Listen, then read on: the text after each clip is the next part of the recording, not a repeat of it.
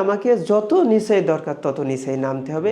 সবাই যেখানে উপরে উঠতে চায়, সেখানে সুমন সাহেব কেন নিচে নামতে চায়? আমার টার্গেট যদি থাকে আমি অনেক উপরে উঠবো, অনেক মানুষকে হেল্প করব, মানুষকে সাহায্য করব, মানুষকে একটু উপকার করব, এবং যত কষ্ট বলেন, পরিশ্রম বলেন, ডেডিকেটেড বলেন, সব কিছু নিজের ভিতরে থাকতে এবং নিচে নেমে উপরে উঠার নিয়ম মানলেন, তারপর তার ভাগ্য কি আসলো? বিশ্বাস হবে তো?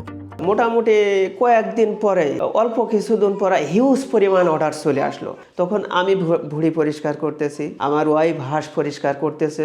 5+ স্টার রেটিং প্রাপ্ত দেশের সর্বোচ্চ বিদ্যুৎ সাশ্রয়ী ও eco friendly Walton AC. Walton air conditioner, smart comfort এখন নেক্সট লেভেলে। চেষ্টা করছি সাধ্যমতো কাস্টমারকে খুশি করার। মোটামুটি আমাদের এরকম হয়েছে যে ফজরের আজানের সময় কাজ শেষ হয়েছে, ওই সময়টায় আমরা রেডি হয়ে রাতের খাবার খাইছি। রাতের খাবার খেয়ে ঘুমাতে গেছি, কিন্তু ঘুম হয় নাই, যে মাথায় টেনশন আছে, কাস্টমারকে ঠিক সময়তে ডেলিভারি দিতে হবে। চাকরিতে জয়েন করার পরে আমার মন মানসিকতা চেঞ্জ হয়ে যায়। তারপরে আমার মনে হয় যে মানুষের জন্য আসলে বা দেশের জন্য কিছু করতে হলে আমাকে ব্যবসা করতে হবে এনিহাও। এবং আমার একটা বিশ্বাস ছিল যে আমি যদি ব্যবসা শুরু করি এনিহাও আমি সাকসেস হব।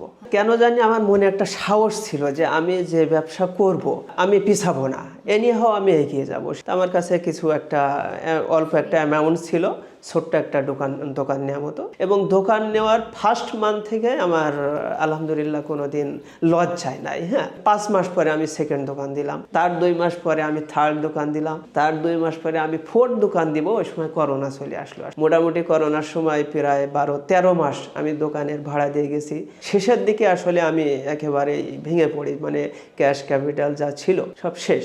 তা এর মাঝে শেষের দিকে আমার ওয়াইফ আছে, ওয়াইফ অনলাইনে একটু পেজ খুললো, একটা পেজ খুলে রেডি টু কুক গরুর ভুঁড়ি, তারপরে রেডি টু কুক হাঁস, বিভিন্ন পিঠা পায়েসের ছবি দিল। মজার বিষয় হচ্ছে ওই সময়টায় করোনার ভিতরে আমার ওয়াইফ এগুলো তৈরি করছে, আর আমি কিন্তু ডেলিভারি ম্যান হিসেবে সারা ঢাকা শহরে সাপ্লাই দিছি। মানুষের কথায় কান দিতে গেলে চলবে না। চাকরি বাদ দিয়ে যখন আমি ব্যবসায় শুরু করলাম, তখন বলা যায় যে একজন স্টুডেন্ট যেভাবে চলে, সব কিছু হিসাব করে মেনটেন করে, আমি বরং তার চেয়ে বেশি মেনটেন করতাম। আসলে অনেক সময় কি হয়, আমি তো মালিক, আমি ডেলিভারি দিতে গেছি, ওনারা তো জানে না যে আমি হচ্ছে মালিক। এই কারণে এই কে আপনি কি ডেলিভারি ম্যান? জি আমি ডেলিভারি ম্যান। কত টাকা বিল হয়েছে? 40 টাকা হয়েছে। তো দেখা যাচ্ছে 2550 টাকা দিছে, দিয়ে আমি আবার 10 টাকা ফেরত দিতে গেছি। তখন বল না 10 টাকা লাগবে না, 10 টাকা রাখেন, আপনি চাটা খেন।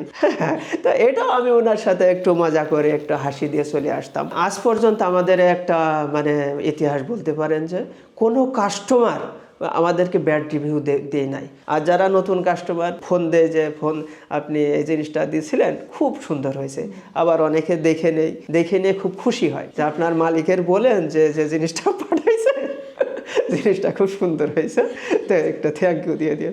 করোনা যখন শেষ হয়ে গেল তখন আবার দোকানপাট সব খুললাম, আমার স্টাফরা চলে আসলো, মোটামুটি কাজ শুরু হলো। কিন্তু করোনার পরে দেখলাম যে আসলে আমার আগে যে ধরনের কাস্টমার আসতো তারা এখন আসে না। যেখানে আমার পার ডে ইনকাম হচ্ছিল 5-7 হাজার টাকা, সেখানে আমার মাস শেষে 3টা দোকানের সব খরচ বাদে আমার মাস শেষে 5-7 হাজার টাকা। মূলত এরপর থেকে আমার অন্য ব্যবসায় ডাইভার্ট হয়ে আসে। আসলে অনেকে মনে করে যে ব্যবসা করতে আসলে অনেক টাকা লাগে, অনেক বড় সেট আপ লাগে, তারা আসলে কখনো ব্যবসায়ী হতে পারে না। সেই ধারণা থেকে আমরা কিন্তু আমার রান্নাঘর থেকে শুরু করছি, এবং আলহামদুলিল্লাহ এখন আমাদের 7 থেকে 8 হাজার লিটার দুধ লাগে প্রতিদিন ঘি তৈরি করার জন্য, এবং হিউজ পরিমাণ হাঁসের অর্ডার আসতেছে, রেডি টু কুক ভুঁড়ির অর্ডার আসতেছে। অনেক বেশি খুশি, কারণ আমি কিন্তু মানুষকে হেল্প করতে পারছি, এবং আমার এখন নিজস্ব প্রতিষ্ঠান আছে, নিজস্ব ব্যবসা আছে। ইনশাল্লাহ কয়েকশো মানুষ আমার কারখানায় কাজ করবে।